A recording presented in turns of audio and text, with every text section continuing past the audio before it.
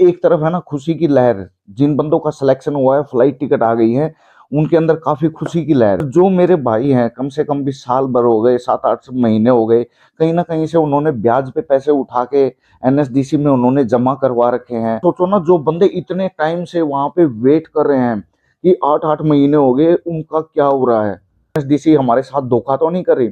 इन्हीं कर्मचारियों से आप सवाल कीजिए कि आखिर चल क्या रहा है। जो हमारे से बाद में जो बंदे आए हुए हैं, उनका सिलेक्शन होके आप उनको पहले, इस चीज की आप एक एक जानकारी वहां के कर्मचारियों से लीजिए कि इसका रीजन क्या है। जो बाद वाले बंदे हैं वो अभी इजराइल पहुंच जाएंगे। हेलो दोस्तों, कैसे आप लोग? आप सभी दोस्तों का, मेरे भाइयों का, आपका हाथ जोड़ के प्रणाम। दोस्तों, मैं आज आपके लिए एक ऐसी खबर लेके आया हूं जिसमें आपके सुन के रोंगटे खड़े हो जाएंगे। आखिर एनएसडीसी में आखिर ये चल क्या रहा है?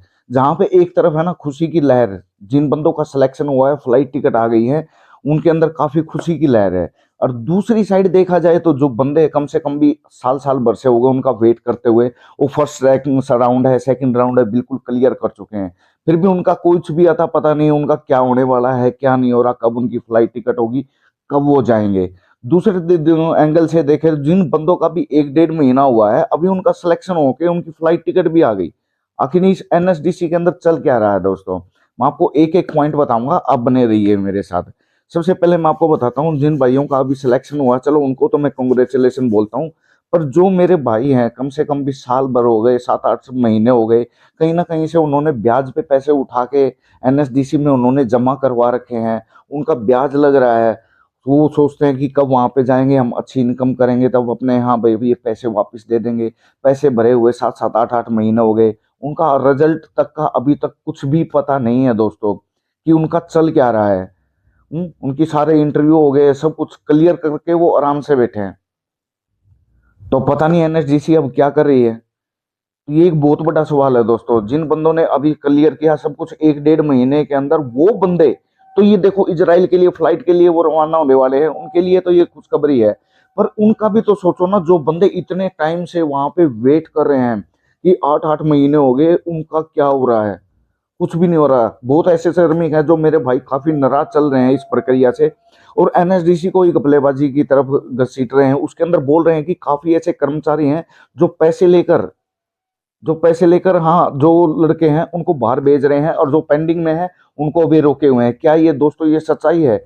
इसीलिए एक इन्होंने इजराइल के अंदर जो श्रमिक हैं जिनके इंटरव्यू हो गए हैं पहले, अभी तक वो जा नहीं रहे, उनका कुछ भी अता पता नहीं, तो उन्होंने एक फैसला किया है कि वो जल्दी ही यहाँ पे धरना प्रदर्शन करने वाले हैं। तो उनकी डेट भी निकल के आई है, जो काफी ग्रुपों के एडमिन बंदे बनाए हुए हैं, तो उन्होंने 27 तारीख की वहां पे कॉल दी हुई है द्वारका सेक्टर 18 के अंदर। उन्होंने सभी मेरे भाई हैं उनसे रिक्वेस्ट की है, जो काफी टाइम से वेटिंग में चल रहे हैं, उनका कुछ नहीं हुआ, जो उनके बाद के बाद जिन्होंने इंटरव्यू दिए हैं, फाइल सबमिशन की है, उन सब का सिलेक्शन होने के बाद वो रवाना होने वाले हैं। तो इसी के चलते हुए कहीं एनएसडीसी हमारे साथ धोखा तो नहीं कर रही? इन्हीं सभी चीजों को देखते हुए उन्होंने कॉल 22 तारीख को उन्होंने कॉल दे रखी है। तो आप वहां पे सब जाइए, इकट्ठे होइए, एनएसडीसी के कर्मचारियों से आप सवाल कीजिए कि आखिर चल क्या रहा है। जो हमारे से बाद में जो बंदे आए हुए हैं, उनका सिलेक्शन होके आप उनको पहले निकाल रहे हो, और हमारा क्या, जो हम कम से कम भी 8-10 महीने से वहां पे वेट कर रहे हैं, हमने ब्याज में पैसा उठा रखा है, किसी से क्या पता झूठ सच बोल के क्या क्या किस तरीके से हमने पैसा उठा रखा है। अब उनकी मजबूरियों को कौन समझेगा? तो उन्हीं मजबूरियों को समझने के लिए आपके जो जितने भी इस ग्रुप के मेंबर हैं, उनको 26-23 तारीख की कॉल है कि सभी के सभी सेक्टर 18 द्वारका आप पहुंचिए। जो भी आपकी समस्या है, आपका सिलेक्शन क्यों नहीं हो रहा, क्यों आपकी फ्लाइट नहीं हो रही, आपके सारे डॉक्यूमेंट्स उसके अंदर सबमिट हो भी चुके हैं, तो आप लोगों को क्यों रोक के रखा है? इस चीज की आप एक एक जानकारी वहां के कर्मचारियों से लीजिए कि इसका रीजन क्या है। जो बाद वाले बंदे हैं वो अभी इजराइल पहुंच जाएंगे, आप लोग यहाँ पे बैठे रहोगे। तो मेरा कहने का, मैं किसी से कोई मेरी दुश्मनी नहीं, जिन बंदों का सिलेक्शन हुआ चलो वो बहुत ही बढ़िया है। तो फिर ये सारी कार्य प्रणाली है जो एनएसडीसी के कर्मचारियों के ऊपर सवाल उठा रही है ना दोस्तों। जो पहले बंदे हैं उनको बाद में पीछे कर दिया गया है, और जो नए बंदे आ रहे हैं उनको आगे निकाला जा रहा है। ये कौन सी एनएसडीसी की रणनीति है? किस तरीके से वो उन बंदों को बाहर निकाल रही है?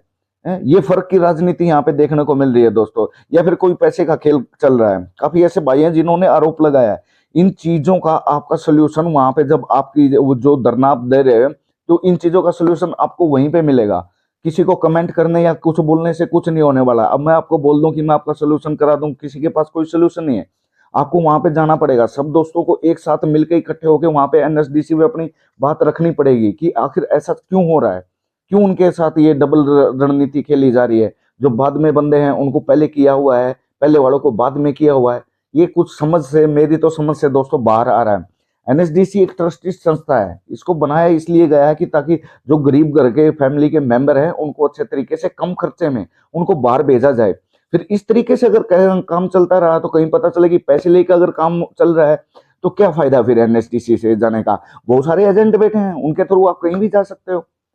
तो हमारा ये बिल्कुल एक अपना लीगल राइट बनता है दोस्तों, हमें उनसे पूछना चाहिए कि इसका रीजन क्या है। आप उनसे पूछिए, इस तरीके जाइए। और जो मेरे भाई हैं, अभी वहां पे मीटिंग होगी इनकी अपने 26-27 तारीख को, आप वहां पे पहुंच के अपने सारे सवालों को वहां पे जाके क्लियर कर लीजिए।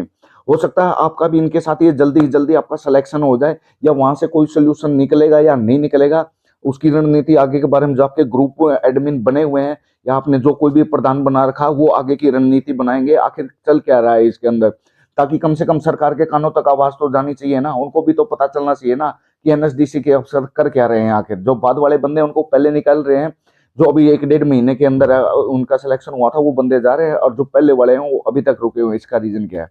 आपने भी अपनी जेब से पैसे निकाल के उनको दे रखे हैं, बर रखे हैं। 7-7, 8-8 महीने हो गए दोस्तों, और वही पैसे वो भी बंदे देके जा रहे हैं। तो आपके साथ इतना भेदभाव क्यों हो रहा है? इन्हीं सभी भेदभाव को दूर करने के लिए दोस्तों आप वहां पे ज्यादा से ज्यादा संख्या में पहुंचिए। जितने भी भाई मेरे वीडियो को देख रहे हैं, इस वीडियो को शेयर कीजिए। जो काफी जनवरी से, मान लीजिए जनवरी से इसके अंदर फंसे हुए हैं, काफी बंदे थे जो उनकी अक्टूबर की 6-7 तारीख की फ्लाइट थी, अभी तक उनको भी होल्ड पे रख दिया गया है। और उनके जो अब ये नया बैच इन्होंने बीच में बनाया था, इन बंदों को कैसे निकाल रहे हैं? 7-8 अक्टूबर को जिनकी फ्लाइट थी उनको भी रोक दिया, जिनका पहले सिलेक्शन हुआ है, ठीक है, उनको भी अभी रोक दिया है। तो ये नए बंदों को कैसे भेजा जा रहा है दोस्तों? आपके कुछ समझ में आ रहा है?